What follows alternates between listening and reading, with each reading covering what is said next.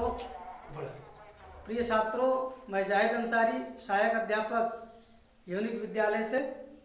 जैसा कि हमारे यहाँ ऑनलाइन कक्षाएं प्रारंभ हो चुकी हैं और इस ऑनलाइन कक्षाओं के प्रारंभ में मैं कक्षा 10 विषय हिंदी के पद्य साहित्य का विवरण प्रस्तुत करने जा रहा हूँ, और जिसमें आज हम पद्य साहित्य के पहले पाठ का अध्ययन करेंगे। और हमारे पहले पाठ का नाम है सूरदास के पद, और जिसके रचयिता भी सूरदास जी हैं। और पाठ को पढ़ने से पहले हम आज सबसे पहले उनके बारे में कुछ जानना चाहेंगे, उनके जीवन परिचय के बारे में कुछ जानना चाहेंगे। तो सबसे पहले हम देखते हैं कि कक्षा 10 विषय हिंदी पद्य साहित्य और प्रथम पाठ सूरदास के पद और संक्षिप्त जीवन परिचय पर हम चलते हैं। तो सबसे पहले जन्म स्थान के बारे में, जैसा कि किताबों में मिलता है कि इनके जन्म स्थान के बारे में बहुत से मतभेद है। कुछ लोग इनका जन्म स्थान जो है 1478 ईस्वी में मथुरा मार्ग पर स्थित रूनकता ग्राम में मानते हैं, और कुछ लोग जो है इनका जन्म स्थान सिंह ग्राम में मानते हैं। तो ऐसा भी कहा जाता है कि सूरदास जी जन्मांध थे, लेकिन इनकी जन्मांधता के विषय में भी काफी मतभेद है। और जो प्रमाणिक है वो ज्यादा प्रमाणिक इनका 1478 मथुरा मार्ग पर स्थित रूनकता गांव में ही इनका जन्म स्थान माना जाता है। और रचनाओं के बारे में, इनके संपूर्ण जीवन काल में इनकी 3 रचनाएं ही अभी तक उपलब्ध हो पाई हैं, और उन 3 रचनाओं में सूर सागर, सूर सरावली और साहित्य लहरी, ये 3 प्रमुख रचनाएं हैं। तो हम रचनाओं के बारे में पहले जानते हैं कि सूर सागर, इसमें कुल 1.25 लाख पद हैं, लेकिन अब ये अभी उपलब्ध 1.25 लाख पद उपलब्ध नहीं है।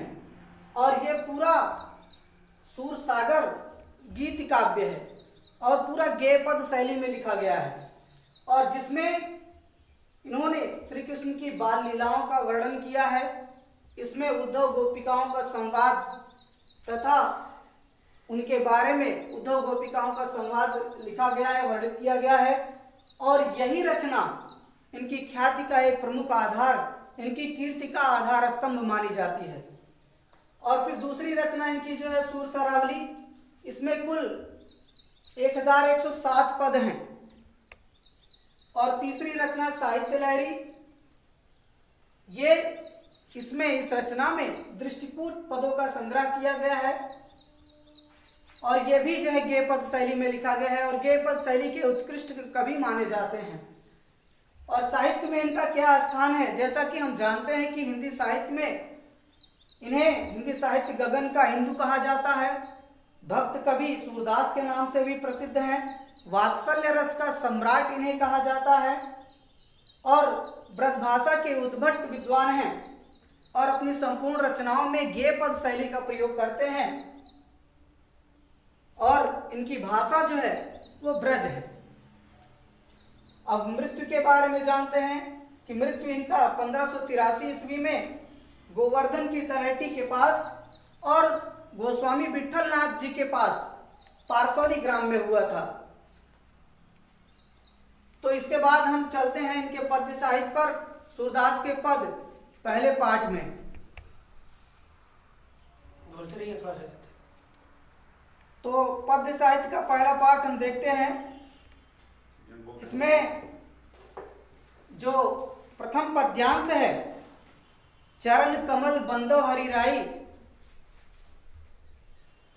जाकी कृपा पंग वीर लंघे, अंधे को सब कुछ दर्शाई, बहिरो सुने गूंग पुनि बोले, रंग चले सिर छत्र धराई, सूरदास स्वामी करुणा में, बार बार बंदो तिह पाई। तो छात्रों, ये पद्यांश था, और इस पद्यांश में 3 प्रमुख चीजें जोड़ी जाती हैं। पहला संदर्भ के बारे में, दूसरा प्रसंग के बारे में, और तीसरा उसकी व्याख्या के बारे में।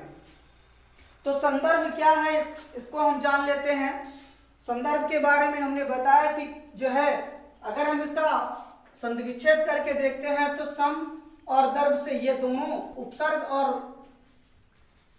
प्रत्यय से मिलकर के बनते हैं। और सम का मतलब आप जानते हैं इस उपसर्ग का अर्थ होता है बराबर या पूरी तरह से, बराबर या पूरी तरह से। तथा दर्भ का मतलब होता है कि परिचय या जानकारी। अर्थात संदर्भ क्या है कि जिस पद्यांश को, अर्थात जिन पंक्तियों को हम पढ़ रहे हैं उस पद्यांश और पंक्तियों के बारे में हमें पूरी तरह से जानकारी हो कि वो पद्यांश कहाँ से लिया गया है और किसने उसको रचा है, किसने उसका निर्माण किया है। तो संदर्भ में अभी मैंने सूरदास जी के बारे में बताया, तो सूरदास जी रचयिता होंगे और पाठ का नाम सूरदास के पद है। और प्रसंग में क्या लिखा जाता है, प्रसंग का जो अर्थ है वो प्रसंग का अर्थ जो है भाव से चलता है, यानी उस पद्यांश के माध्यम से कवि लोगों को क्या संदेश देना चाहता है, क्या बतलाना चाहता है, और उसमें वो किसका वर्णन कर रहा है, किसके बारे में बतला रहा है, और उस वर्णन से लोगों को क्या सीख मिलेगी, इसी को कहते हैं प्रसंग। और व्याख्या में, व्याख्या का हम भी अर्थ बता देते हैं। व्याख्या में भी प्लस आख्या का होता है, और आख्या का मतलब होता है वर्णन, और वी का मतलब होता है विस्तृत या अच्छी तरह से।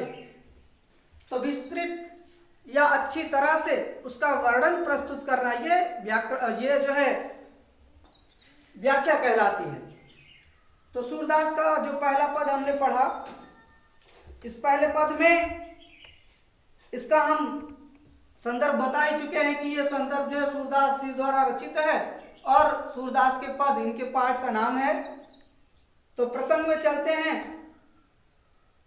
इस जैसा कि अभी पढ़ने से ही पता चलता है कि इन्होंने,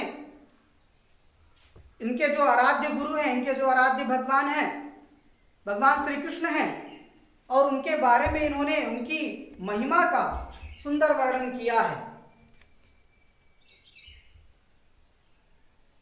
तो सबसे पहले हम काठिन्य निवारण शब्दों को देखते हैं। काठिन्य निवारण